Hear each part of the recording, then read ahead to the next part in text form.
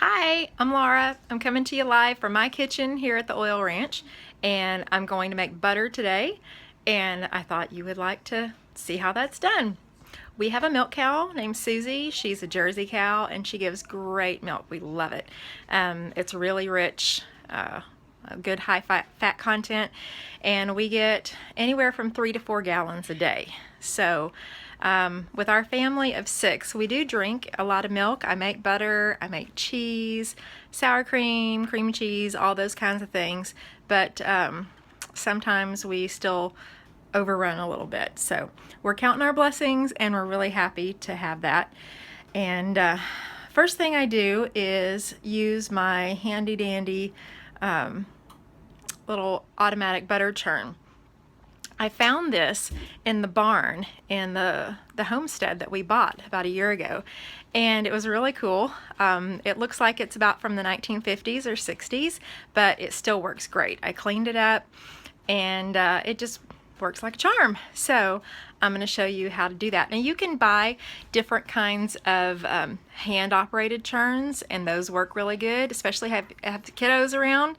Get them to sit there and watch a cartoon or something and churn away at that butter until it's ready. But I like my little electric churn because I'm able to walk away and do other things, usually looking for sippy cups or refilling sippy cups or breaking up fights. So that's just keeping it real. And I'm going to show you the little churn in just a second. I gotta flip this camera around.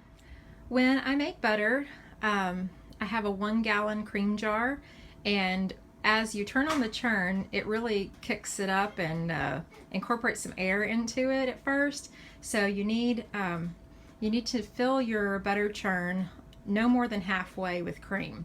So for me, that's 3 gallons, and this is our fresh milk from our milk cow Susie. And I let it sit at least 24 hours, and you can see that the cream has separated from the milk. So I just get a little measuring cup and carefully scoop the cream off so I don't disturb it into the jar, and then I put my churn together and just let it whir. It's okay if you get a little bit of the milk that's below in it. It'll just settle out as buttermilk. Not the kind of buttermilk that you're used to at the store, but the milk that is left over after making butter is also called buttermilk. It is uncultured. So here we're going to dip out the cream. So I've been skimming some of the cream in, and I just use a measuring cup that'll fit comfortably into my container. And see what I'm doing? I'm just kind of dipping the edge under and letting it run in. That way I don't stir the milk up too much, and I get the cream that's floating on top. And it's so rich and thick, it's just sticking to the measuring cup. I skim cream from about 3 gallons of milk whenever I make butter, and then that skimmed milk does not go to waste. I always use it plus another gallon of whole milk to make my part skim mozzarella cheese. So I'll be making another video showing you how to make some really awesome mozzarella cheese.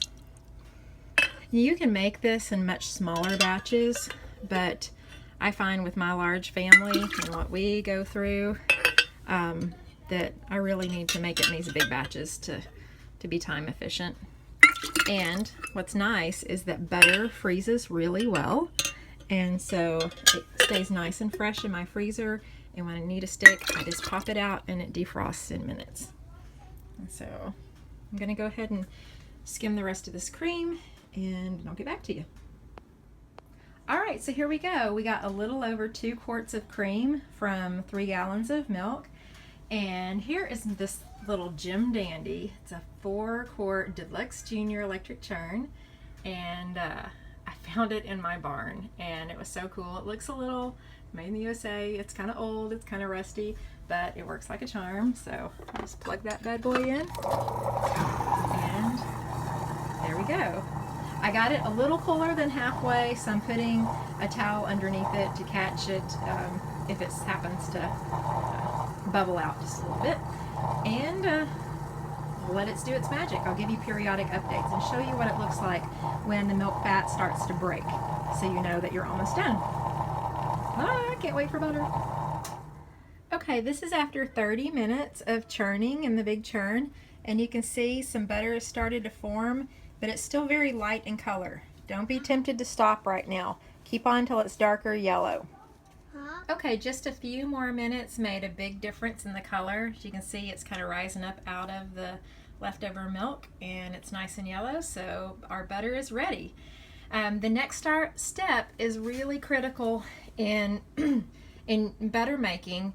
You have to rinse this leftover buttermilk out of the butter itself, or your butter will go rancid very quickly. And so I'm going to show you how to do that next up. I'll remove the butter from the buttermilk with a slotted spoon and put it into a bowl that gives me a little extra room to work. Okay, so I've scooped the butter out of the churn, and it's nice and yellow. You can see that here. And there's a little bit of buttermilk on the bottom. So what I do is adding some cold water to it. And I'm going to sit it back down because I'm doing this one-handed. And you can do this with your hands, or I like to use a slotted spoon because it makes your fingers really a big mess. And you just mash the butter. What you're doing is you're trying to wash the butter. See my homemade plum wine in the back? I'm just about to put my airlock on there for the second ferment. Okay, so see how milky looking the water is?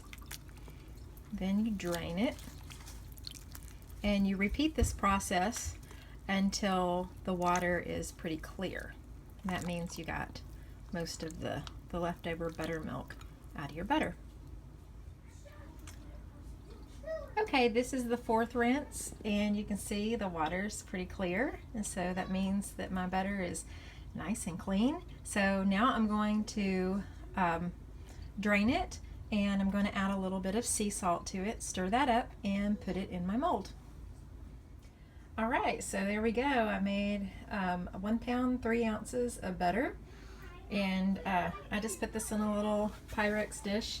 It's got a little lid, and I stick it in the fridge, and there we go. Whenever it's firm, I cut it into sticks, about 1/4 pound sticks like you'd buy at the store, put it in a zippy bag and stick it in the freezer, and there we have fresh butter whenever we want it. And you cannot compare the taste of this butter to any butter you get in the store. It's totally worth it. If all you have access to is cream from the store, you can do this the exact same way.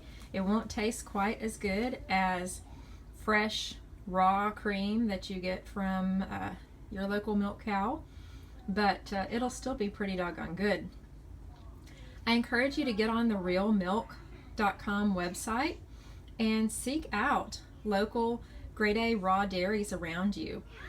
We are in the process of raising funds to start our own grade A raw dairy, to have our own store here so that we can provide our area with fresh raw milk and products to go along with our organic grass-fed beef and pastured pork and pastured poultry and eggs and organic vegetables.